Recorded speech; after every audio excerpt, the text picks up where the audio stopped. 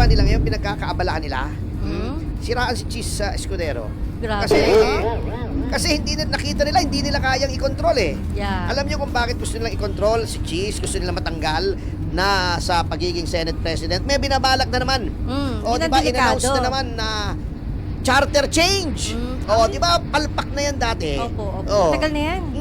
Di ba, na-booking na sila? Yes. Yung PI, Opo. yung People's Initiative. Yes. O, mga PI lang pala nila yon. O, puro PI sila eh. Ayan. Mga PI silang lahat eh. Ayan. Di ba? Oo. O, sila lang pala may gusto noon. Ngayon, gusto na namang gawin. Ano po? Eh, nakakatakot yun. Kasi, alam na natin eh, hindi naman tago yung kanilang kilos. Mukhang malabo na nilang ma-impeach si Sara Duterte.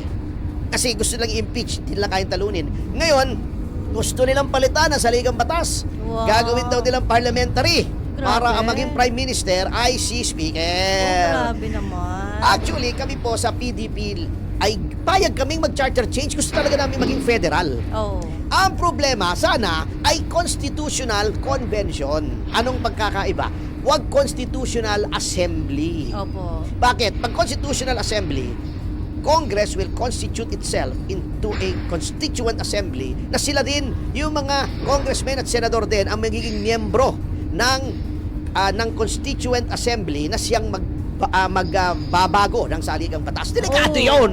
Kontrolado ni Speaker yun. Huwag na tayong magkunwari pa rito eh. Huwag na tayong maglokohan.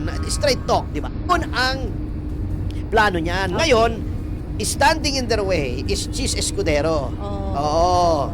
Magaling na abogado, hindi nila makontrol. Sinisiraan naman nila sa mga kontrata. Yan. Marami ng hindi tama. Kasi yan, minadali.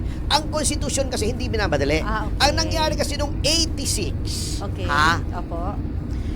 Nagmamadali sila kasi ginawa nilang RevGov. Bakit nila ginawang RevGov? Para yung pangako nila kay Doy Laurel na siyang Prime Minister, hindi to pa rin. Kasi ang poder noon nasa Prime Minister. Ala. Nilansin nila si Doy Laurel eh. Mulat sa pool, ang pamahalaan ni Cory Aquino ay base sa panlilinlang. Ayun. Kaya bumaba, gustong magpresidente ni Doy Laurel. Kaya bumaba sa pagka-vice president si Doy Laurel, parang ginawa ni Sara Duterte, ay yung usapan, maayos na usapan, na sabi ni Cory, ako naman ay walang alam sa pagiging presidente. Okay. Gusto ko lang tanggalin si Marcos. That Diba? time. Oo. Ang usapan dyan, at nandyan si Bono Adasa, buhay na saksi, Opo. ay, sige, hindi na ako lalabang Pangulo kasi madidivide pa yung oposisyon. Correct. Noong 1986. I will just run for as Vice President ni Cory with the agreement na kapag nanalo, I will become Prime Minister. Kasi noon, modified parliamentary system under the 73 yun pala Constitution. yun. Oo. Ako ang Prime Minister, ako magpapatakbo. Opo. Pag natanggal na natin si Marcos. Di nanalo nga sila. Actually, natalo si Cory, nanalo si Doy. Okay. Sa official na bilangan. Opo. On record yan. Pumunta kayo dyan sa Lasal. Okay. Yun sa Lasal Green Hills. Nandoon yung tally board ng NAMFREL. Nangunguna si Marcos. Kaya sa kay Cory nung tinigil ang bilangan kasi nga nag-people power. Ayun. Okay. Nandyan ha. Okay. Nandyan na tayo. Natanggal si Marcos. Okay. Kung gagamitin nila na constitutional framework ng bagong gobyerno, yung 73 Constitution, siyempre susundin mo yan. Opo. Modified parliamentary, bago may isang unicameral assembly, yung batasang pambansa. Magiging Prime Minister si Doy kasi may usapan. Anong ginawa ng mga leftist na mga advisor ni Cory Aquino, sina Joker Arroyo, pangalan nito, yung namatay si Rene Saguisa, kaibigan ko yan, sinabi niya sa akin yan, para hindi na i-honor yung commitment na yon, ginawa nilang RevGov, Revolutionary Government. Pinatanggal nila yung 73 Constitution, tinanggal nila lahat ng mga mahistrado ng Korte Suprema, tinanggal nila lahat ng local officials, at sa halip na hinalal ng bayan yung mga gagawa ng Constitution, in-appoint lamang ni Cory Aquino. Bago sasabihin nila, si Marcos ay diktador. Sila tinanggal nila lahat. So there was a time, lahat, sasabihin nila si Duterte ay diktador dahil 12 out of 15 na justices in-appoint niya. Nagkataon hindi niya kasalanan yun. Ito sinadya. Hindi lang 12 out of 15. Yeah. 15 out of 15, handpick ni Cory ang justices ng Supreme Court noong 1986. Baka nakakalimutan niyo yan, daktak kayo ng daktak, mga dilawang kayo, mga tinamaan kayo ng puwet. Oo. Anyway, lahat ng local officials na halal, tinanggal nyo. Okay. Lahat ng miyembro ng Batasang Pambansa, hinalal yon, tinanggal nyo. Opo. Kayo naglagay ng local officials na kung sino-sinong mga kamuting kahoy. Lang. Kayo naglagay ng mahistrado. In fairness, magagaling yung mga pinili actually. Ayan. Ngayon, naglagay kayo ng bagong konstitusyon na ang gumawa, yung pinili nyo lang yan, si Dascuna, si Monson, yung mga kalyado nila. Binadali pa, nilagyan ng deadline, kaya nagkaroon ng maraming mali. Minamadali di ba? Basta minadali mo, mali yan. Kahit anong bagay yan. Tanong mo kay Wenner, di ba? Pag may minamadali ka, hindi magandang kinahihinat na, no? Grabe, mga kababayan, itong isiniwalat ngayon ni Atty. Ferdinand Topacio, no? Patungkol doon sa demolition job laban kay Senate President Chis Escudero, mga kababayan. Ito pala ang dahilan, ang nasa likod, mga kababayan, no? Bakit po siya merong mga PR demolition ngayon at si Senate President mismo, Chis Escudero, ang nagsiwalat niyan na merong nga pong effort ngayon para siraan siya at pilit na inilink sa kanya itong mga issue ngayon ng kontraktor, mga kababayan, no? Itong mga flood control project na kung saan pati si PBBM nga po ay nagsiwalat dito sa mga kontraktor, mga kababayan, at lalong-lalo doon sa 15 kontraktor na nakakuha ng pinakamalaking project, mga kababayan, no? Or pinakamaraming project na nakuha, no? Or nakakuha ng pinakamaraming proyekto. At hindi lang pala ang issue dito, mga kababayan, no, sa impeachment laban kay BP Sara, dahil sa akala nila ay makalusot sila dito, no, sa impeachment trial sa pamamagitan ng pag-handling, mga kababayan, no, sa paghawak ni Senate President Chis Escudero, ay hindi po sila nagtugumpay na masimulan agad yung trial dito sa Senado, no, yung impeachment trial, kasi meron nga pong ruling na yung Supreme Court na unconstitutional. So bukod dito pala, mga kababayan, sa issue ng impeachment laban kay BP Sara, meron pa palang pinakasabihin nating malaking dahilan dahil dito sa balak nilang chatcha, mga kababayan, no, or charter change.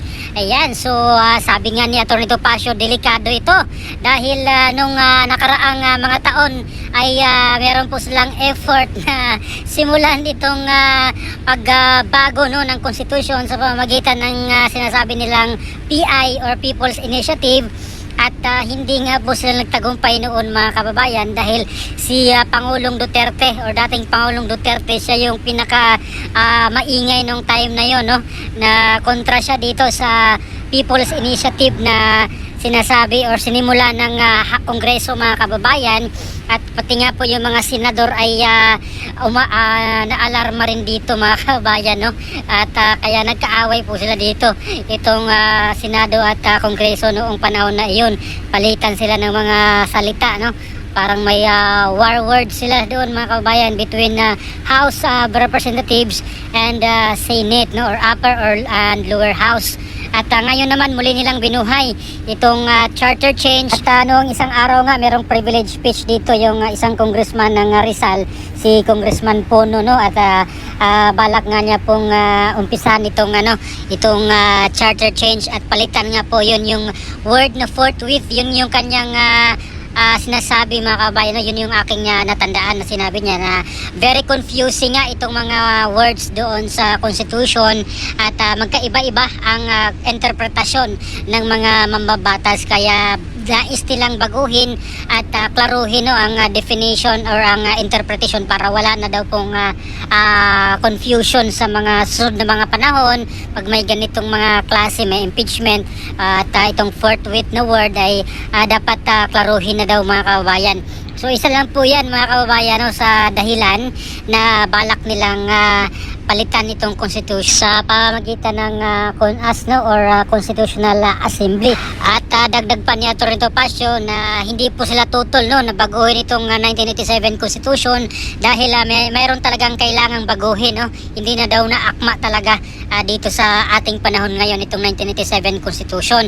Pero hindi dito sa pamamagitan ng Constitutional Assembly dahil delikado daw po ito mga kababayan dahil wala tayong kontrol doon. Sila lang ang magbotohan itong nasa Kongreso at sa Senado. At sabi pa nga ni Atty. Topacio, delikado dahil kontrolado pa rin ito ni House Speaker Martin Romualdez mga kababayan. At sa pamamagitan ng kanilang demolition job dito kay Senate President Chis Escudero, ayan, at mapilitang matanggal, no, or maipatanggal nila, mapaalis nila dito sa Senate Presidency si Senate President Chis Escudero at magawa na po nila yung kanilang mga balak mga kababayan, itong sinasabi lang charter change at magiging parliament na tayo at itong si House Speaker Martin Romualdez daw ang magiging Prime Minister mga kababayan. So sabi ni Atty. Topacio, hindi nila mapatanggal si VP Sara, hindi nila ma-impeach si VP Sara, kaya ito naman yung kanilang ginagawa ngayon. Baguhin na lang ang konstitusyon mga kababayan, magiging parliamentary at si House Speaker Martin Romualdez daw ang magiging Prime Minister na. So yun mga kababayan, no, mas mahirap po yan mga kababayan para sa akin. Wala na po tayo dyang magagawa dyan pag maumpisahan or matuloyan ang CONAS nila, no, itong chat nila. Ayan, so para sa akin mga kababayan, no, talagang makikita mo dito talaga yung gusto nilang mapanatili sa pwesto. Ayan, so hindi nila maalis si VP Sara, hindi nila ma-impeach, kaya ito naman yung kanilang ginagawa ngayon. Balak naman nilang palitan ang konstitusyon para manatili sila dito sa kanilang mga pwesto mga kababayan. So grabe itong ginagawa ngayon mga kababayan at tsaka ako na talagang hindi rin ito magtatagumpay mga kababayan, no. Gising na yung mga tao at alam na nila yung mga pakay ng mga taong ito na bagamat gusto rin tayong magiging federal, no, mas maganda rin po yung federal dahil yung bawat region, yung bawat probinsya ay talagang magiging developed na, no, kasi hindi na po sila dependent dito sa sa Manila or dito sa NCR na kung saan nandito yung sentro, yung mga nandun sa mga probinsya na iwan, no, na pag-iwanan. So para sa akin, pabor ako ditong nabaguhin itong constitution at gagawing federal mga kababayan, gaya po doon sa United States, no, na federal type of government po sila at talagang maging progresibo, magiging develop yung bawat region mga kababayan. At lalo na merong history itong Marcos mga kababayan pagdating dito sa usaping pagpalit or pagbago ng konstitusyon dahil yung nakaraang Marcos ay nanatili siya sa kanyang pwesto ng 20 years mga kababayan. Baka maulit, no, itong pagstay nila sa Malacanang ng 20 years, kaya talagang maraming aangal dito, no, mga kababayan. At lalong-lalo na itong kanyang pinsan ngayon dyan sa HOR na talagang alam naman natin na may balak talagang tatakbo yan sa mataas na pwesto, no, sa mataas na posisyon mga kababayan, at hindi nga lang niya magawa dahil merong ang survey na naman na lumabas na si VP Sara mga kababayan ang nanguna, no, bilang presidentiables sa 2028 at pag nakakuha tayo siya 31.4% mga kababayan, no, at sumunod sa kanya itong si dating Vice President Leni Robredo na merong 13.3% mga kababayan. Sumunod sa kanya ay si Senator Raffy Tulfo na nakakuha ng 10.3% at si Senator Bongo pang-apat, no, na merong 6.5%, si Senator Amy Marcos na merong 4.4%, si Senator Bam Aquino mga kababayan na nakakuha po ng 3.1%. Si Senator Grace po or dating Senator Grace po merong 2.1%. Senator Robin Padilla merong 2%. At Senator Risa Hontiveros, no, merong 1.4%. Ayan, so balak pa naman natatakbo to bilang presidente si Senator Risa Hontiveros mga kababayan, at ang kanyang runner-up, no, si dating Senador Sani Trillanes, ang kanyang VP. Ayan, at panghuli mga kababayan si Senator Chis Escudero na merong 1.3%. Ayun po yung lumabas na survey, no, dito sa 2028 presidential election. So ginawa itong survey from July 29 hanggang August 6 mga kababayan 2025 at meron daw po itong 1,418 respondents mga kababayan. So di ko po alam kung saang area nun, area ito, no, ginawa.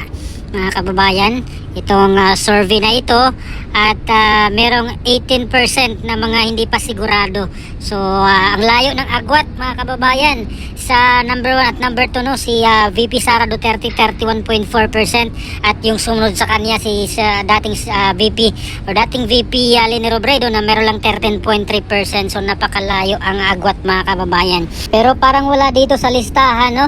Si House Speaker Martin Romualdez, mga kababayan, wala dito sa top 8 kasi yung pinakahuli si Senator Chis Escudero na may 1.3% lang.